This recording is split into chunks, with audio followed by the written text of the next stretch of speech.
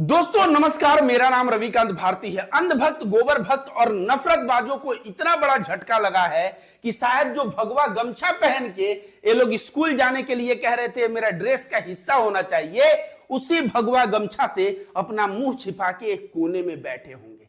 क्यों पता है?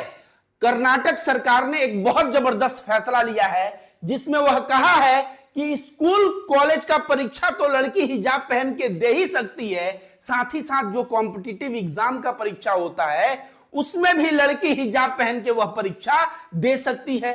अब अंधभक्त, गोबर भक्त और नफरतबाज जो इतना मेहनत किए थे, इतना विरोध किए थे, लड़की हिजाब पहन के जा रही थी स्कूल तो इनके पेट में मरोड़ हो रहा था। भेड़ियों की तरह उसका पीछा करके जय श्री राम का नारा लगा के उसको रोकने का प्रयास किए।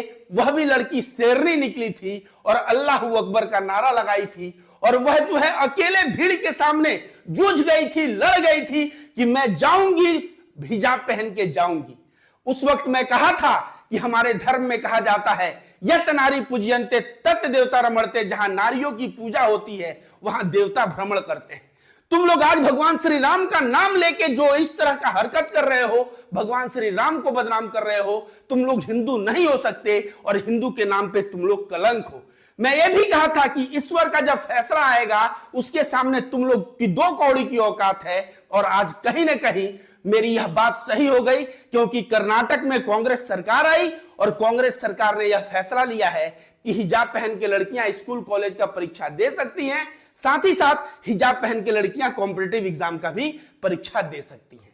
लेकिन कुछ अंधभक्तों के पेट में मरोड़ हो गया है, तो भैया इनको बता दे कि एनईईटी के परीक्षा जो केंद्र सरकार लेता है उसमें भी हिजाब अलाउ है, तो इसमें जब हिजाब अलाउ है तो तुम विरोध तो करते नहीं हो, लेकिन कर्नाटक में जब हिजाब अलाउ हो गया तो तुम्हें बहुत पेट में मरोड़ बन गया। मुझे याद है दोस्तों, वह जो है 2020 का जनवरी फरवरी का महीना उडुपी जगह में जैसे इन लोगों ने उदंडता किया था और उसके बाद पूरे कर्नाटक भर में इन लोगों ने जो उदंडता किया था वह उदंडता पूरा जग देखा था, पूरा दुनिया देखा था। लेकिन आज ऊपर वाला ने इंसाफ भी कर दिया, अब लड़कियां हिजाब पहन के परीक्षा स्कूल कॉलेज और कॉम्पिटिटिव एग्जाम की दे सकती हैं। रुकिए, बस दोस्तों, आपको याद है कांग्रेस जब आया था तो बोला था कि हम बजरंग दल को बैन करेंगे। अभी तक बजरंग दल को बैन नहीं किया, लेकिन बजरंग दल के जितने भी कुकर्म थे, इन लोगों ने हिजाब का विरोध किया था, उन लोगों ने हिजाब को ला दिया। तो जितने भी इन अंधभक्त, गोबर भक्त और नफरतबाजों के कुकर्म हैं, अभी तो यह ट्रेलर है, पूरी फिल्म बाकी है। तुम लोग देखो, तुम लोग जो कार्य किए थे धीरे धीरे धीरे धीरे वह कार्य बदलता जाएगा।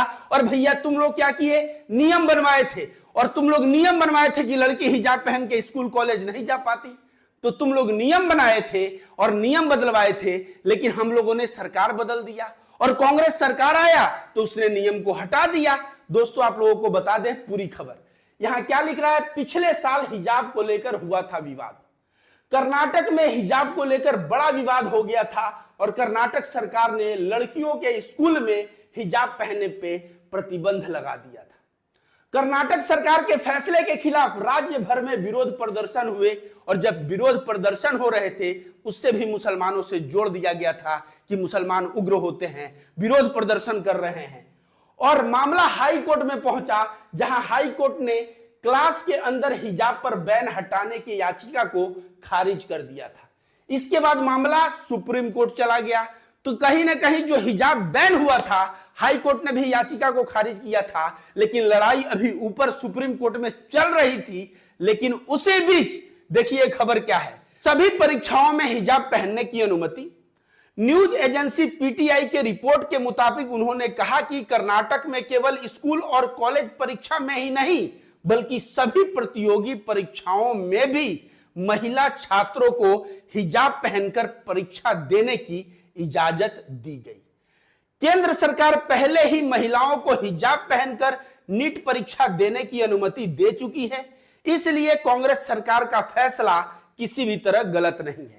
तो जिन अंधभक्तों के पेट में मरोड़ मच रहा है, वह विरोध प्रदर्शन कर रहे हैं, उनको मैं कह दूं कि जब केंद्र में बीजेपी सरकार है और उसने नीट परीक्षा में हिजाब को अलाउ करके रखा है, तो उस वक्त तुम्हारा मुंह बंद क्यों हो जाता है? जहां पापा जी का बात आ जाता है तो मुंह बंद हो जाता है, और जहां कांग्रेस की बात आ जाती है तो तुम नाचने कूदने लगते हो। तो तुम लोग जब कांग्रेस ने बैन किया है और उस वक्त उछल कूद रहे हो, तो थोड़ा केंद्र सरकार का भी विरोध करो और बोलो नीट परीक्षा से हिजाब हटा दे। तो ये लोग जहां इनके पापा जी का बात आएगा मुंह शांत कर लेंगे, और जहां जो है कांग्रेस ने कोई अच्छा डिसीजन लिया, इनके पेट में मरोड़ होना शुरू हो जाएगा। दोस्तों देखिए यहां क्या लिख रहा है, हिंदूवादी संगठनों ने किया प्रदर्शन का ऐलान। इसी बीच हिंदूवादी संगठनों ने इसके खिलाफ प्रदर्शन करने का ऐलान किया।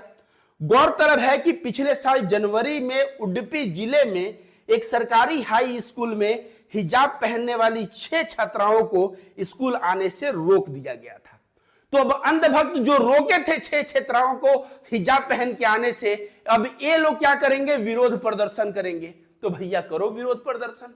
कर्नाटक में कांग्रेस की सरकार है, पिछवाड़े पे जब डंडा लगेगा तो खुद विरोध प्रदर्शन से यह उठ के भागेंगे। वह कर्नाटका गया जब तेजस्वी सूर्या वहां का युवा जो है सांसद था, और बहुत ज्यादा वहां पे जो जलवा चल रहा था, वह सारा जलवा चला गया कर्नाटक के चुनाव में, औकात पता चल गई। और अब सरकार का जो डिसीजन आ रहा है वह भी अंधभक्तों के मुंह पे तमाचा है। और उस लड़की को मैं सैल्यूट करूंगा जिसने हिम्मत दिखाया, सच के लिए लड़ाई लड़ा, और आज यह लड़की की बात सच हो गई।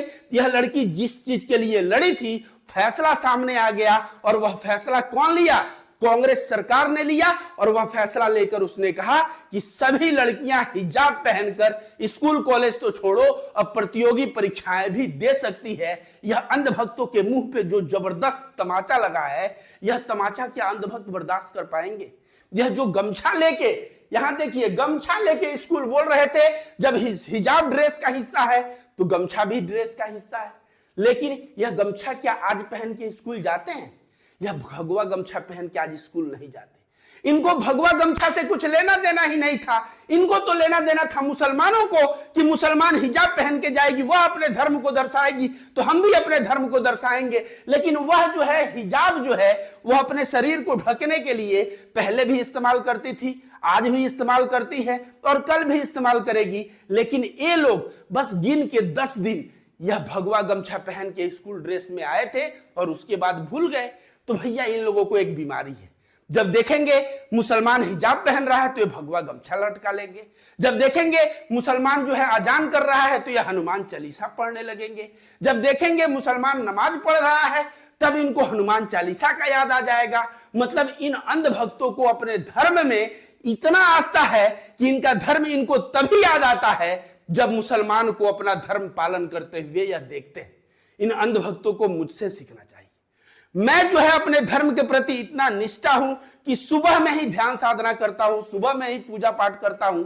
मैं अपना शायद जगह जो पूजा का है अगर घुमा दूं तो अंधभक्तों का सर चक्कर आ जाएगा, क्योंकि उसमें इतने मंत्र और इतने ध्यान साधना से मैं उस पूजा पाठ का उपासना, ये सारी चीजें मैं करता हूं।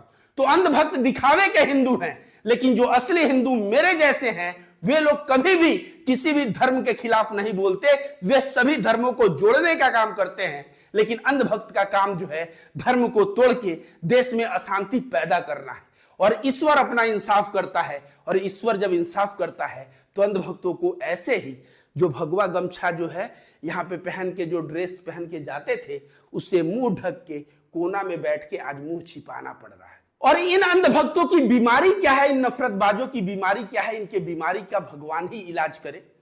क्योंकि यह जब भी कोई कुकर्म करते हैं तो उसके पहले हमारे मर्यादा पुरुषोत्तम भगवान श्री राम के नाम को लाते हैं, और इस तरह भगवान श्री राम के नाम को भी बदनाम करते हैं। यहां पे छेड़ रहे हैं लड़की और लगा रहे हैं श्री राम का नारा।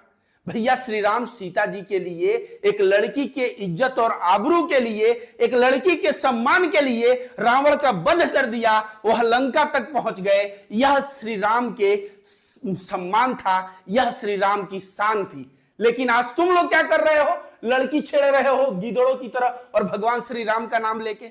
भैया तुम लोगों को जो करना है करो, लेकिन हाथ जोड़ के मैं निवेदन करता हूं कि हमारे